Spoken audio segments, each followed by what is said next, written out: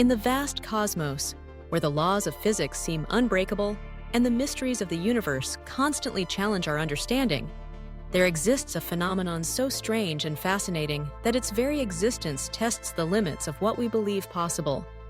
The black hole star, the star that, according to everything we know, should not exist. To understand why such a star defies logic, we must first remember how stars and black holes work. Stars, those gigantic nuclear furnaces, shine thanks to nuclear fusion in their core. They burn hydrogen, convert it into helium, and release an immense amount of energy that is perceived as light and heat. For millions or even billions of years, the pressure from nuclear fusion balances the force of gravity that tries to collapse the star onto itself. But no star lasts forever. At the end of its life, depending on its mass, it can become a white dwarf, a neutron star, or, if it is massive enough, a black hole. A black hole is a region of space where gravity is so intense that nothing, not even light, can escape from its event horizon. The material collapses into an infinitesimal point, a singularity surrounded by a sphere of no return. Once a star crosses this threshold, it ceases to be visible, disappearing from our observable universe. This is where the black hole star comes into play, an object so colossal and energetic that it merges the characteristics of both bodies. On one hand, it radiates an inconceivable amount of energy, like the brightest stars. On the other, its core has collapsed to form a black hole, which should have devoured everything around it, preventing any kind of light emission. According to conventional physics, such a star should not be possible. And yet, simulations and some theoretical indications suggest that, at least in the early universe, these stars could have existed. To imagine a stellar black hole, we must travel back in time to the first few 100 million years after the Big Bang, when the universe was young and radically different. At that time, hydrogen and helium dominated the cosmos, and the first stars, known as population 3 stars, formed from these primordial clouds of gas. They were much more massive than the stars we see today, with hundreds or even thousands of times the mass of the Sun. In this extreme environment, it is believed that under the right conditions, a star could grow so enormously that, instead of ending its life in a supernova explosion and becoming a black hole, its core would collapse while the star continues to accumulate matter at a frantic pace. Here, the newly formed black hole does not immediately devour the star. Instead, the surrounding material, trapped in the intense gravity, falls toward the black hole, forming a hot and turbulent accretion disk. This disk not only feeds the black hole, but also radiates tremendous energy, keeping the star swollen and bright, far beyond what conventional nuclear fusion would allow. The result is a hybrid star, which combines the voracious energy of a black hole inside it with a stellar envelope that shines brightly.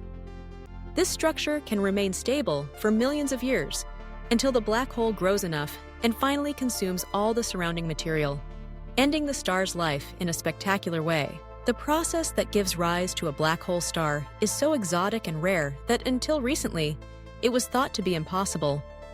But astronomers and theoretical physicists trying to explain how the supermassive black holes we see at the centers of galaxies formed just a few 100 million years after the Big Bang encountered a big problem. According to conventional models, there is not enough time for a normal star to collapse, form a black hole, and for it to grow to reach billions of times the mass of the Sun. Black holes simply cannot eat that fast. So, how is it possible that these colossi exist so early in the history of the universe? The black hole star hypothesis offers an answer. If such a star can exist, its core collapses into a black hole while still surrounded by a huge amount of gas. The black hole can grow much faster, feeding on the stellar material at a rate impossible for an isolated black hole. Thus, in a matter of a few million years, it can reach enormous masses, seeding the universe with the first supermassive black holes. But how could we detect such a star? It would be incredibly bright, much more so than the most luminous galaxies we observe today.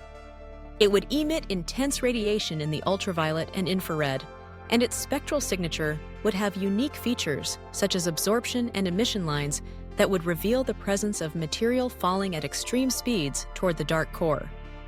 With telescopes like the James Webb, astronomers hope, someday, to find direct evidence of these impossible stars, glimpsing the universe in its infancy and unveiling one of its best-kept secrets.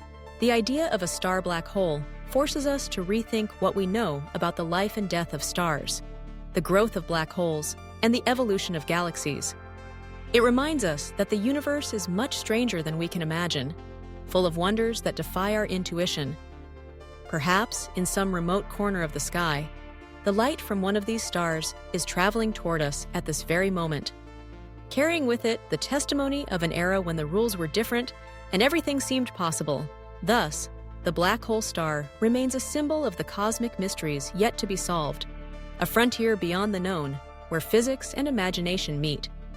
Its existence, real or only theoretical, inspires us to look beyond, to question the obvious, and to keep seeking answers in the vastness of space.